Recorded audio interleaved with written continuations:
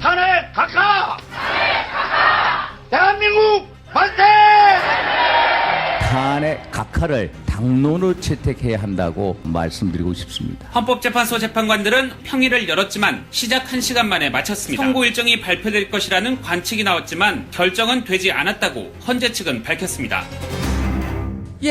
어제 헌재 선고일이 결정될 거다 이런 전망이 많았습니다만 헌재는 재판관들이 합의점을 찾지 못했다 하면서 발표를 하지 않았습니다.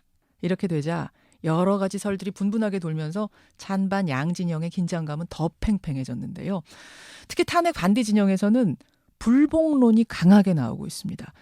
그러니까 파면이 결정되면 시가전이 열릴 거다, 피바다가 될 거다. 참 이 헌재 결정 후에 우리 사회는 어디로 가는 걸까요?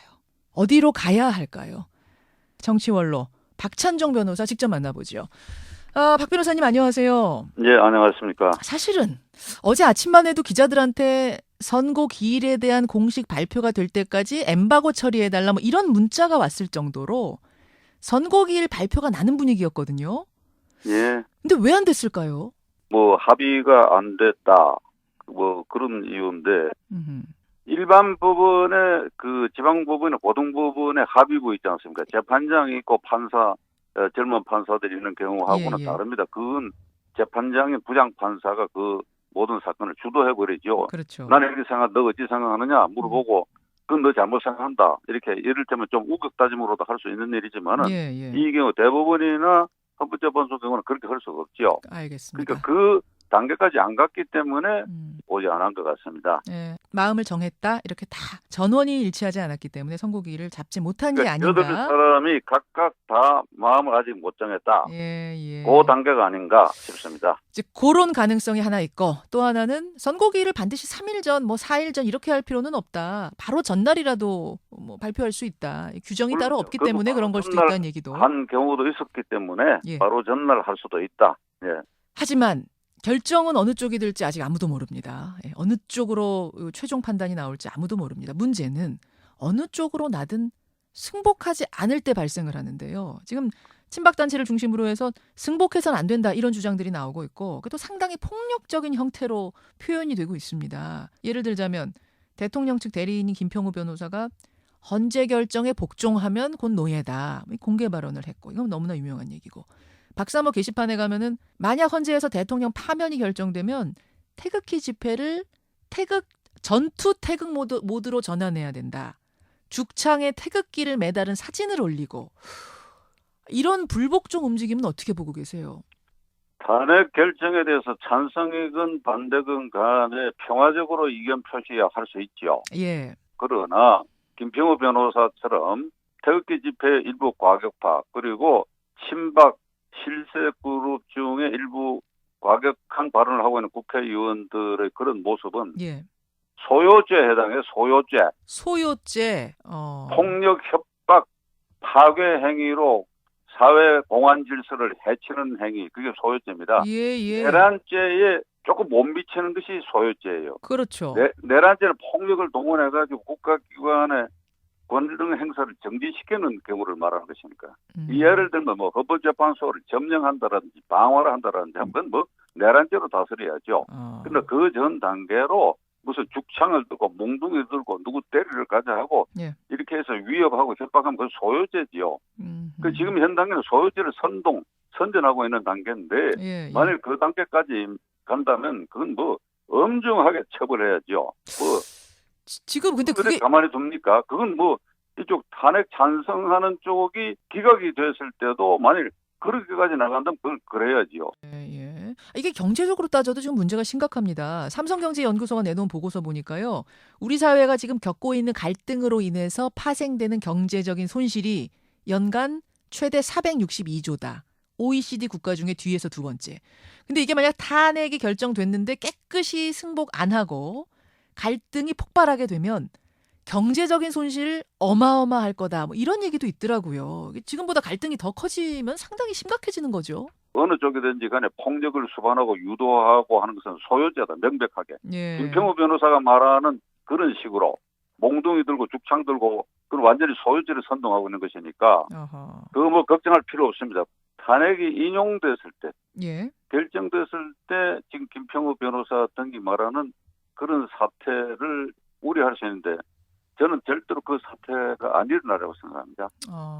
어떻게 그렇게 확신하세요? 지금 상황 보면은 굉장히 뭔가 해야 된다, 우리가 들고 일어나야 된다 이런 분위기인데. 그거는 태극 집회에 모여 있는 사람들의 이게 성분이라 그럴까 모이게 된 동기, 예. 그 자발적으로 간 사람도 많이 있어요. 제가 아는 사람들도. 예. 그러니까 박사모 회원도 아닌 사람들도 나이 든 사람들 중에 예.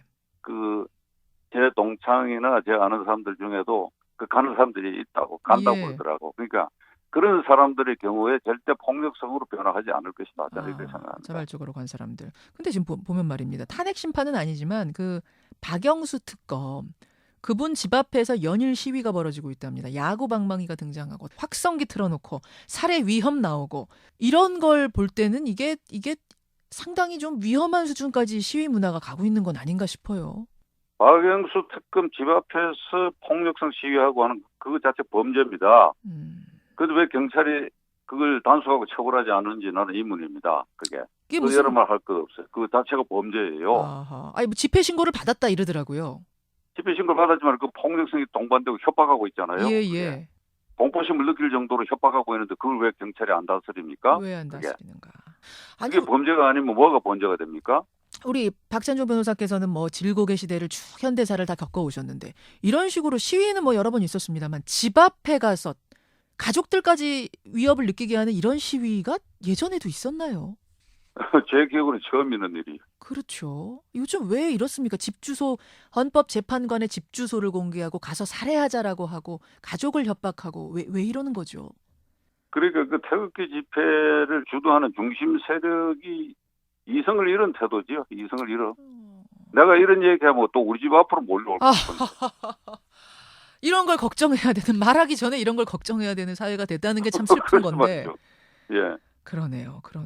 근데 실은 이분들이 스스로를 보수다 이렇게 얘기를 하는데, 근데 저희 이제 청취자들 문자 오는 걸 보면 내가 보수인데 그 폭력적이고 선동적으로 뭐 불복하자 하고 이런 사람들을 보수라고 하지 말아라. 보수는 그런 거 아니다. 이런 의견들 많이 보내주세요. 진짜 보수는 어때야 된다고 생각하세요? 진짜 보수. 그러니까 태극기 집회에 동원되는 사람은 박근혜 대통령을 열렬히 지지하는 단체, 박사모를 비롯해서 열렬히 지지하는 사람들의 모임 이렇게 표현해야죠. 보수단체는 지금 없습니다. 대한민국에. 보수정당도 없습니다. 그러면 새누리당이나 자유한국당은 보수당이고 그럼 더민주당은 진보정당입니까? 그렇지 않아요. 이 두 개 정당을 다 싸잡아서 본다면 보수정당이라고 이럴 만한 수준에 이르질 못했어요. 그렇게 보세요. 국회가 국회답고 정당이 정당답고 그래야지 국회가 맨날 싸움하고 그렇게 하고 공천을 엉터리하고 하는 거 그런 정당을 왜 보수정당이라고 합니까? 보수정당이 미달한 형편없는 정당들이죠. 최소한으로 그것이 정립됐을 때 그게 비로소 보수다. 알겠습니다. 진짜 보수 아니다. 근데 이건 불복하고는 좀 다른 차원입니다만 어제 자유한국당 소속 의원 35명이 탄핵 선고를 기각 또는 각하시켜달라고 탄원서를 냈습니다. 헌법재판소에다가. 그랬더니 한국당 지도부에서는 이거 내지 말아라. 우리는 헌재 심판의 결정을 그냥 그대로 따르겠다라고 하면서 갈등이 좀 있었던 모양이에요. 이 탄원서 내는 거는 자유로 봐야 되는 건가요? 정치인들의 행동? 자유한국당의 친박 실세들의 조종 같은데 친박 실세들은 박근혜 대통령을 마지막 순간까지 망가뜨리고 있다고 이 사람들이. 근신하고 반성하고 오히려 석고대죄해야지요. 이게 무슨 꼴들입니까? 그리고 태극기 집회에 나가서 그 망발이라고 봐요. 괴상한 말들 쏟아내고 말이지. 그게 그렇게 말이 되는 겁니까? 박근혜 대통령을 마지막까지 망가뜨리는 것이지. 다른 사람이 나서면 몰라도 말이죠. 알겠어요. 그분들이 또 뭐라고 반론하실지 모르겠습니다. 어쨌든 박찬종 변호사가 보시기에는 그 행동들 망발이다. 옳지 못한 행동이다. 아주 분명하게 지금 말씀을 하셨어요. 예. 알겠습니다. 참 이게 불복이라는 프레임으로 사회 갈등이 폭발하고 폭력적으로 변질이 되면 이게 참 이 후폭풍을 어떻게 감당해야 되나 걱정인데 어쨌든 탄핵은 탄핵이고 특검이 90일에 대장정 끝내고요. 검찰로 공을 넘겼습니다. 이제 특별수사본부 구성하고 다음 주부터 특검이 수사한답니다. 여기에도 한 말씀 당부해 주시죠.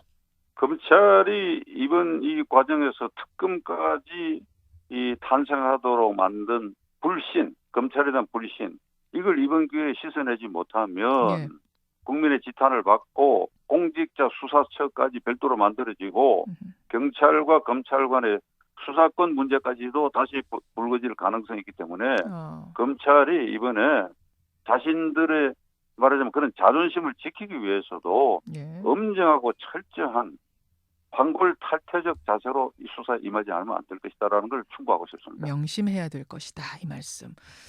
여기까지 말씀 듣겠습니다. 박창정 변호사님 고맙습니다. 예, 수고하셨습니다. 예.